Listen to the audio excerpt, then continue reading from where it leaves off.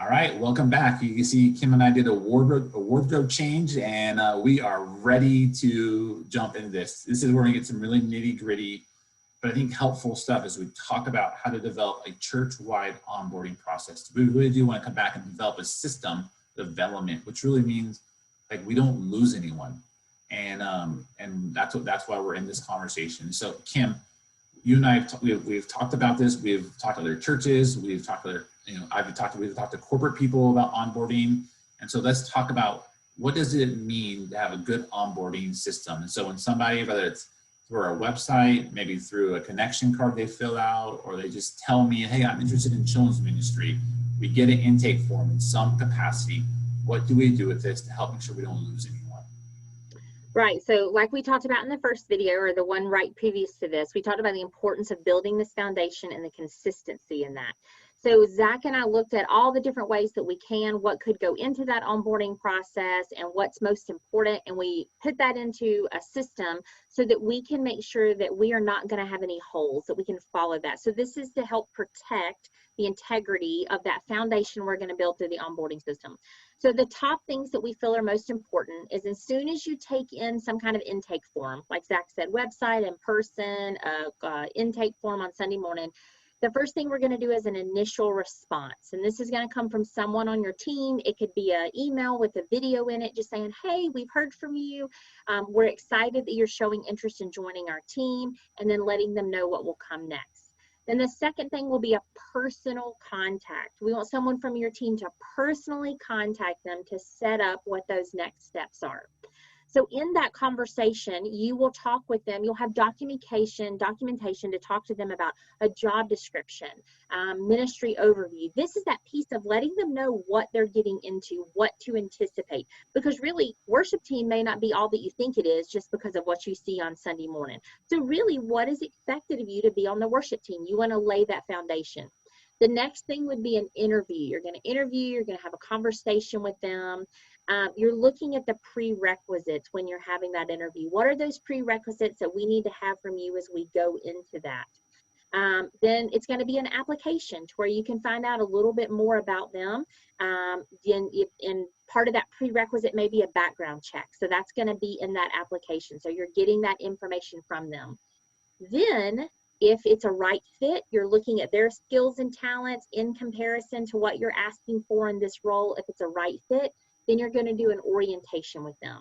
And you're going to let them know all the things that they need to go. You're going to walk them through those beginning steps of understanding what's to come and what this position is going to look like in the next little bit.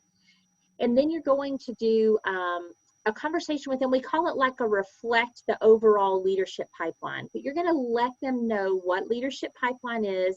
And essentially it's kind of like in our scorecard at the bottom of your scorecard where it says, who is going to help me be successful?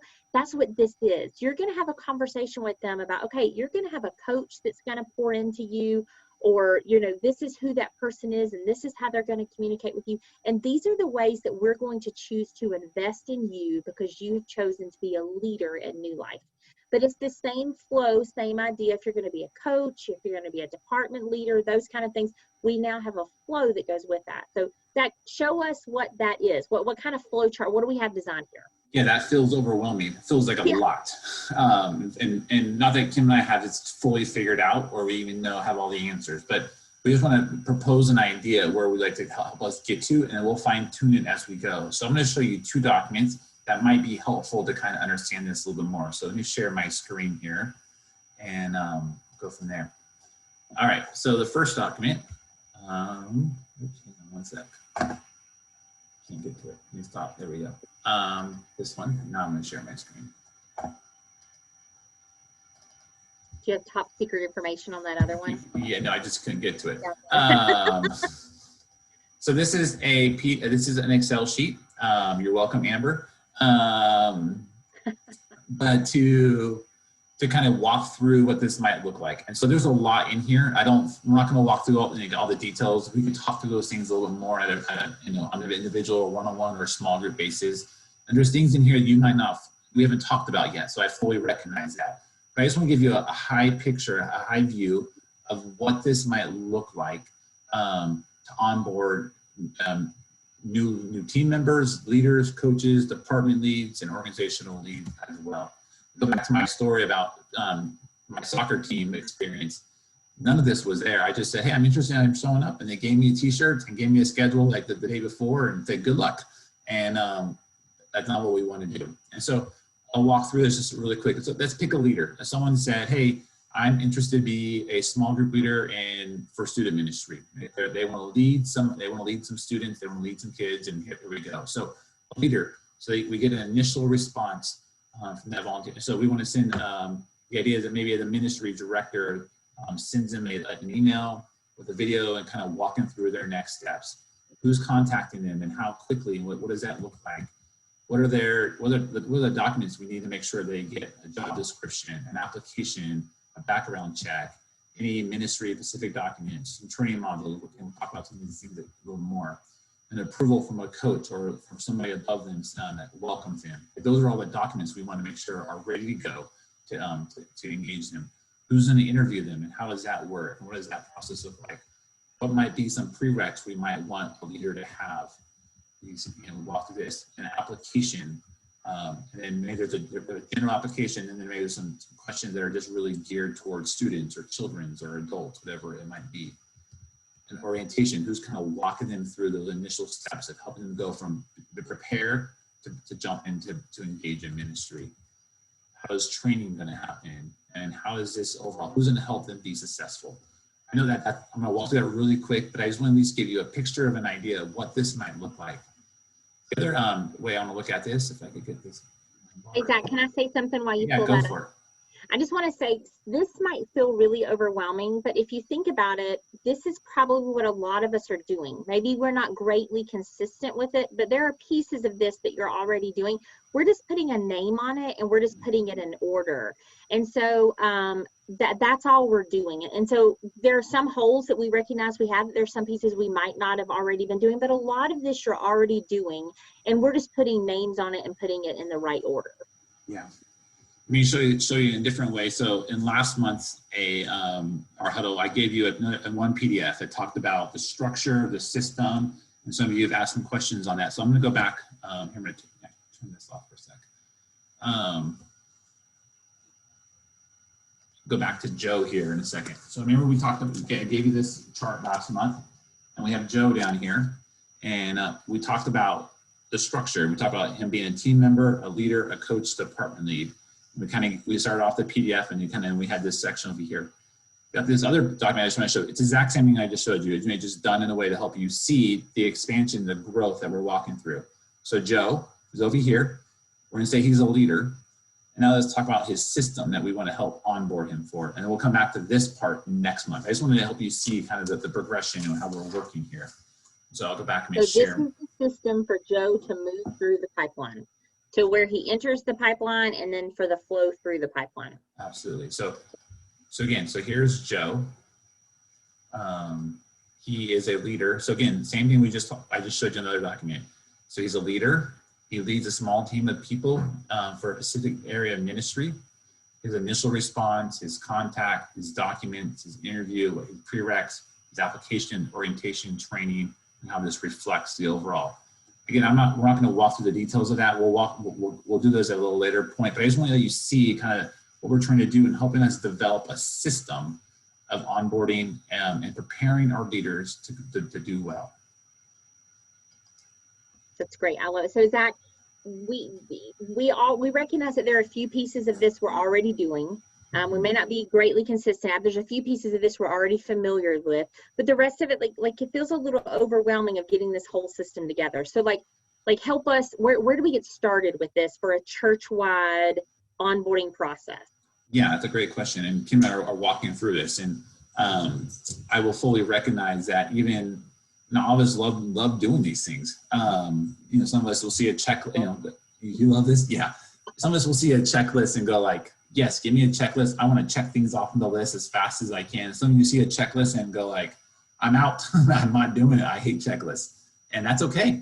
Part of doing a church-wide onboarding process is to say, let's help our staff lead in our strengths and not our weaknesses. And so I'm going to pick on Greg for a second. We all know Greg would not like checklists led this way. He wants to be free and he wants to be able to do things. And the reality is, that's great. I'm glad Greg is geared that way and strength that way, and I appreciate Greg's strengths. But here's the ask. Here's what we want to get to. Could there be someone in your department who's responsible for walking through the onboarding process of every leader or every coach or every department lead in your department? And what that would look like is this. Doesn't mean that I have to do it or that you have to do it, Kim. Like, you know, that you're that person. It just means they're responsible. So when that intake form comes in, that they're sending those emails out. When that time for that leader to be interviewed, they're making sure that leader is they're following through to make sure somebody did that interview and follow through. They're the one to make sure that we're collecting the data we need to get. They're the one to make sure that leader has everything they possibly need to be successful. So it doesn't necessarily mean you have to be the one who's executing each of those pieces, but it just means you're making sure those things are actually happening. So I'll go back to Greg. Thanks for letting me pick on you, Greg. You know, and so let's say if it's Sammy leading this charge, she's like, Greg, this new leader needs his interview. How do I help you get this on your calendar to make sure this happens?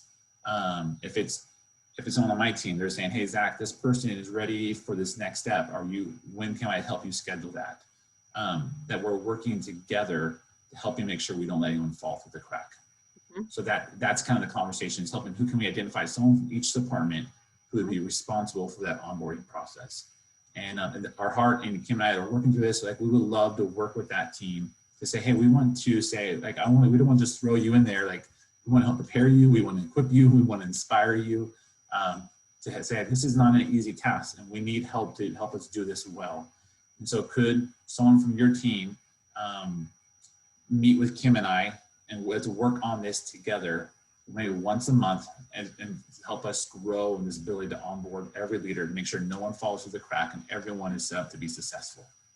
Yep. Yeah, so remember, all of this is for the purpose of, in the long run, we have better leaders if they have that strong foundation in that prepare stage, which is this onboarding. And so we want this system, but again, we want to operate with everybody's strengths. So Zach and I would ask that by October 29th, you have reported to us in an email jointly to us who on your team would be best to be this front person for you. It may be the director of that ministry, or it may be an associate of that ministry, or whoever it is. You as a team get together and decide. And remember, you're not the one, whoever's the person, you're not the one doing the interviews, but you are the one processing it through the emails and setting up stuff like that. You're just making sure it keeps going so that we can keep with this. So by October 29th, we would love to hear that. And then hopefully in early November, Zach and I will have a team that we're going to meet with all of the leads for this, with all the different departments, and then figure out what this looks like and create the documents and make sure we have everything in line so that you can be most successful for this.